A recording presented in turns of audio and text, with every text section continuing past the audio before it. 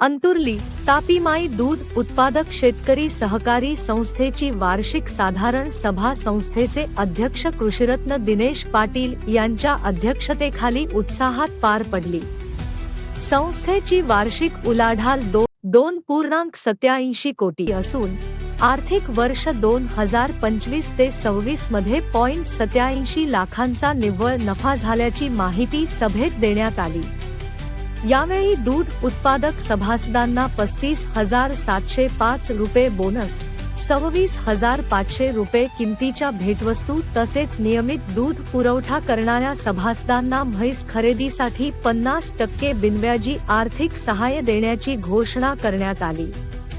तसेच विकास दुग्धजन्य पदार्थांचे ग्राहक आणि घरगुती दूध ग्राहकांचा सत्कार करण्यात आला। सभेनंतर जिल्हा सहकारी बोर्ड जळगाव यांच्या वतीने सभासद प्रशिक्षण शिबिराचे आयोजन करण्यात आले। या शिबिरात जगदीश पवार यांनी मार्गदर्शन केले।